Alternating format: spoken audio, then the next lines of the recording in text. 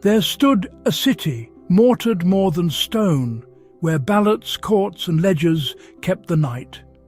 No prince appeared upon a jewelled throne, yet hidden hands made public burdens light. The people walked by trust, not inward sight, for no one saw each seal, each writ, each word. They crossed a bridge of custom, law and right, and called the unseen honest when unheard. Then came a voice that sweetened what it stirred. Who built this bridge? Who profits from its name? The question flew like ash behind a bird, and every answer smouldered into flame. So first the bridge was doubted, span by span. Then doubt itself became the crown of man. He did not cry. The kingdom's count is false, but those who count have daggers in their sleeve. He did not break the temple, brick or vault, but taught the kneeling citizen to leave. Believe no clerk who asks you to believe, no robed interpreter, no learned guide. The few have nets, the many can't perceive. The expert's lamp is only smoke and pride. Thus every wound found company beside, and every fear received a noble face. A private grief became a public side. A rumour found a banner and a place. He needed not one lie that all could share. He only made mistrust the common air. He sowed broad words no courtroom could confine.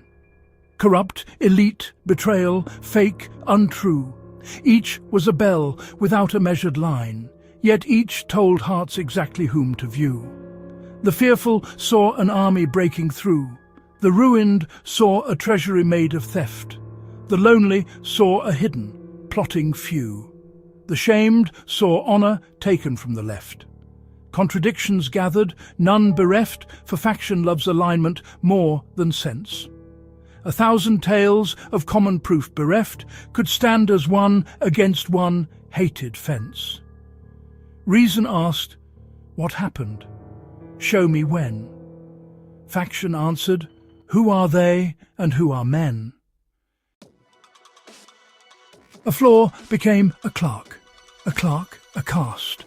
A caste became the fortress of the foe. A ruling once disputed, once recast, became the proof that law itself lay low. A change command, as changing facts would grow, was named deceit. Uncertainty, a chain. A tax, a school, a warrant counted slow, became one mask upon one tyrant's reign. No small repair could cool the larger pain, no audit heal what conquest had declared. The rain was not the matter, but the rain revealed which heavens had been bought and snared. Thus grievance climbed until it touched the sun, and no result could bind unless they won. When they had power, power was a crime. When he had power, power was restored. Their writs were chains, his writs were proper time. Their judges' knives, his judges' holy sword.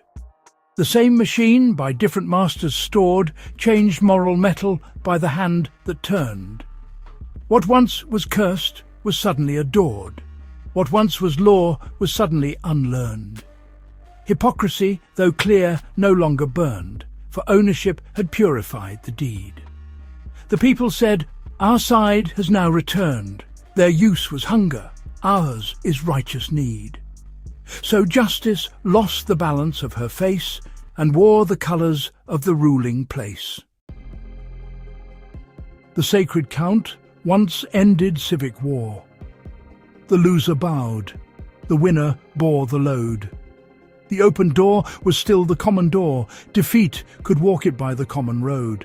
But now each ballot carried secret code, each delay concealed an unseen hand. If victory came, the people's will had glowed. If loss appeared, the theft had stained the land. No proof could rest, no witness firmly stand, for every answer served the prior doubt. The court, the count, the seal, the sworn command were only honest when they pointed out. Thus, voting ceased to settle wrath with law, and became the wound from which new armies draw. Then sickness moved like winter through the gate, impersonal, invisible, and blind. But fear needs faces. Fear must name its fate, and hates the mist that has no human mind. A model changed as evidence refined. The change was called confession after fraud.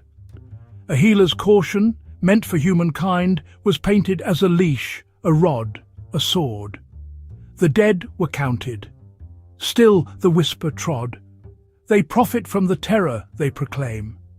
The living argued over breath and blood, and mercy itself was drafted into blame. So plague, which should have taught the city care, became another flag to tear and wear.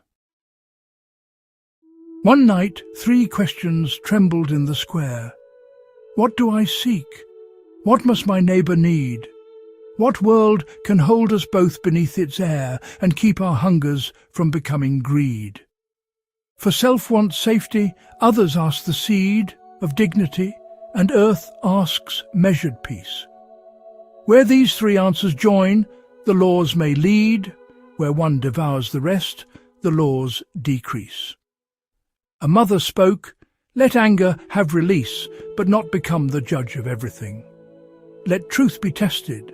Let suspicion cease before it crowns the loudest wound a king." Her words were rain upon a burning floor. The crowd heard half, then clamoured out for more. "Not now," he said, "for now the stakes are high. The foe would burn your children and your bread. The rules are luxuries when nations die. Let victory judge the methods when they're dead." So every sunset bled a deeper red, and every morning needed fresher foes.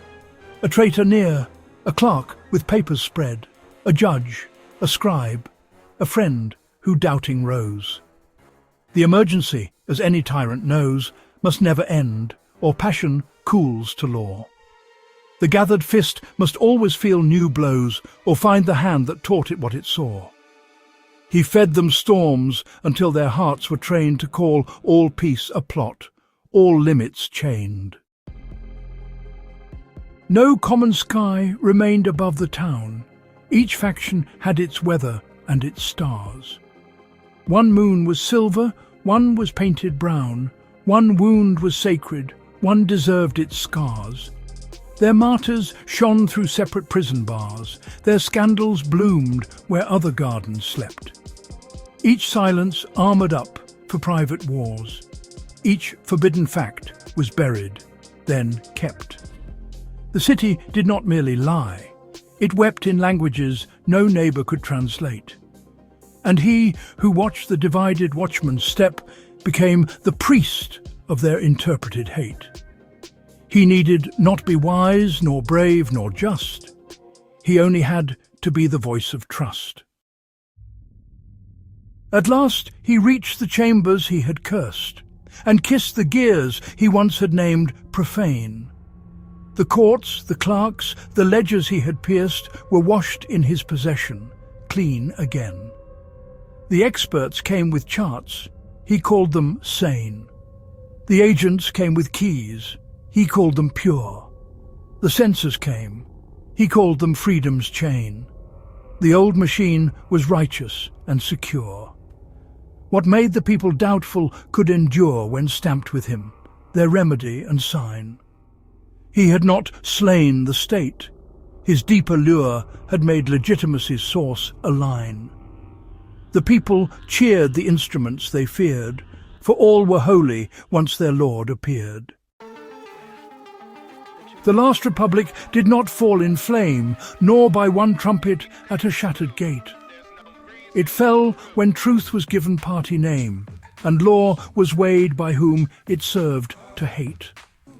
It fell when citizens, grown desolate, could not distrust without destroying trust, could not reform a court, amend a slate, correct a rule, or punish proven lust, but had to grind the whole bridge into dust because one plank had splintered in the rain.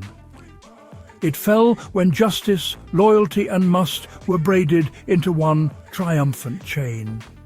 Writ on the ruins, carved where all could see, no people last who cannot disagree.